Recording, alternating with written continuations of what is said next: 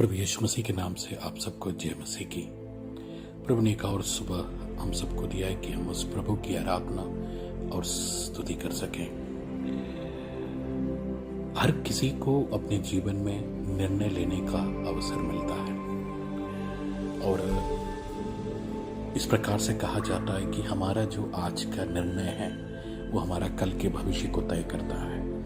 आज का जो हमारा डिसीजन है वो कल का हमारा डेस्टिनी को तय करता है। मेरे भाइयों मेरे बहनों, उत्पत्ति की किताब उसके 26वां अध्याय उसके 1-2 आयतों में उसी प्रकार का निर्णय लेने की एक स्टोरी है। इसहाक जिस जगह पर रहता था उस जगह पर अकाल पड़ गया और इसहाक के मन में टेम्पटेशन था या उसके मन में परीक्षा था कि वो मिस्र देश में चला जाए, लेकिन उस परीक्षा के ऊपर उसने जय पाया और वहीं पर ही रहा। उत्पत्ति की किताब उसके 26वां अध्याय उसके पहला और दूसरा आयत को अगर आप पढ़ेंगे तो इसहाक ने उस देश में जोता बोया। हालेलुया। अगर आप वहां पर पढ़ेंगे तो वहां पर उस निर्णय के विषय में आपको समझ में आएंगे। उत्पत्ति की किताब उसकी 26वां अध्याय को मैं आपके लिए पढ़ना चाहता हूं। उस देश में अकाल पड़ा। यह उस पहले अकाल से अलग था, अब्राहम के दिनों में पड़ा था। इसलिए इसहाक गरार को पलिस्ती के राजा अबीमेलेक के पास गया। वहां यहोवा ने दर्शन देकर कहा, मिस्र में मत जा, जो देश में तुझे बताऊं उसी में रह। तू इसी देश में रह, मैं तेरे संग रहूंगा और तुझे आशीष दूंगा। ये सब देश मैं तुझको और तेरे वंश को दूंगा। जो शपथ मैंने तेरे पिता अब्राहम से कही थी उसे मैं पूरा करूंगा। मेरे भाइयों मेरे बहनों, इसहाक के पास एक निर्णय लेने का अवसर था, लेकिन इसहाक ने परमेश्वर की इच्छा के अनुरूप उसी देश में रहा। मेरे भाइयों मेरे बहनों, हमारे जीवन में भी निर्णय लेने के अवसर आते हैं।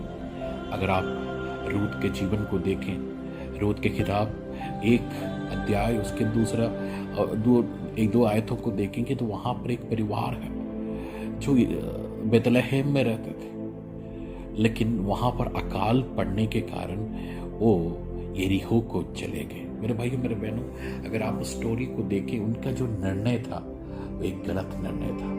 जब नवोमी वापस आती है इस प्रकार से कहती है कि मेरा सब कुछ समाप्त हो गया। मेरे भाइयों मेरे बहनों, यहोशू कहता है 24:15, मैं और मेरा घराना प्रभु का सेवा करेंगे। मेरे भाइयों मेरे बहनों, आज का आपका जो निर्णय है आपके जीवन में परिवर्तनों को, आशीषों को लेके आएंगे। इसहाक उस देश में जोता बोया, उसी वर्ष 100 गुना फल पाया और यहोवा ने उसको आशीष दी और वह बड़ा, उसकी उन्नति होती चली गई, यहाँ तक कि वह अति महान पुरुष हो गया। इसहाक ने गरार में बोया और 100 गुना फसल काटी। यहाँ हम इसहाक की आशीषों की विशेषताओं को देखते हैं। उसकी आशीषें विपरीत परिस्थितियों से स्वतंत्र है। उस देश में भारी अकाल पड़ा था, लेकिन यह इसहाक को 100 गुना फसल काटने से रोक नहीं सका। इसहाक प्राकृतिक नियमों के अंदर नहीं चल रहा था। उत्पत्ति 26:12, मसीह में एक विश्वासी अर्थव्यवस्था के साथ गिरती संसार के अर्थव्यवस्था से लेना देना नहीं है। आपके आसपास व्यवसाय असफल हो सकते हैं, लोगों के खेती खराब हो सकता है, लोगों की नौकरियां जा सकते हैं, लेकिन आपको चिंता करने की जरूरत नहीं है। आप अलौकिक जीवन शैली पर विश्वास करते हैं। आपका जो जीवन शैली है वो अलौकिक है। आपने निर्णय लिया है प्रभु के साथ चलने के लिए। प्रभु के साथ चलने का उस निर्णय के कारण आपका जो जीवन शैली है वो पूरी तरह से अलग है। हालेलुया।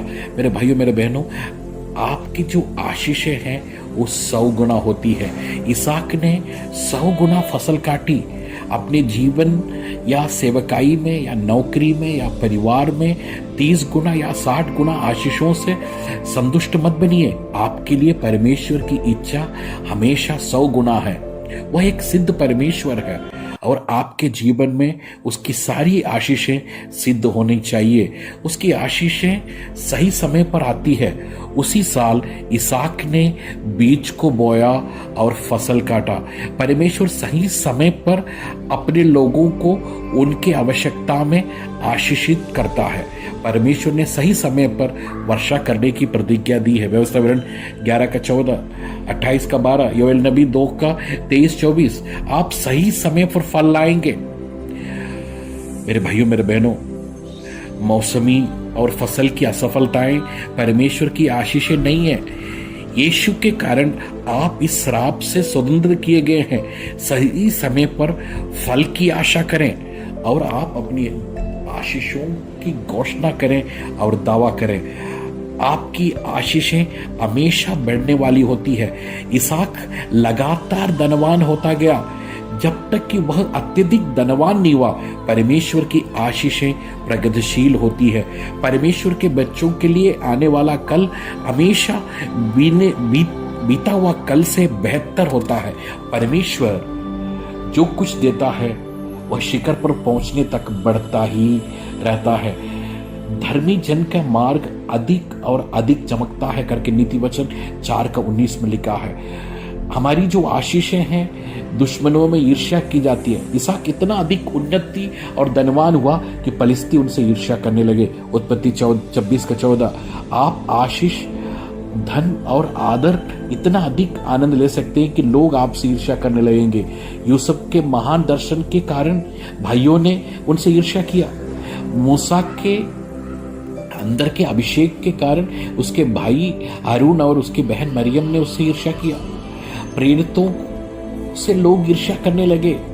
प्रभु यीशु मसीह से लोग ईर्ष्या करने के कारण उसको क्रूस पर चढ़ाया। मेरे प्रियो, जब लोग आपसे ईर्ष्या करते हैं तो आनंदित होइए। यह आपके ऊपर परमेश्वर की आशीषें होने का एक निश्चित संकेत है। हालेलुया। मेरे भाइयों मेरे बहनों, मैं आपको उत्साहित करना चाहता हूँ। आपको मैं कहना चाहता हूँ, जब आप अपने निर्णय पर टिके रहते हैं, हालेलुया, जिस प्रकार से हालेलुया यहोशू ने कहा, मैं और मेरा घराना परमेश्वर की सेवा करूंगा। हबक्कुक उसके 3 अध्याय उसके 17 और 18 पदों में हबक्कुक इस प्रकार से बोलते हैं,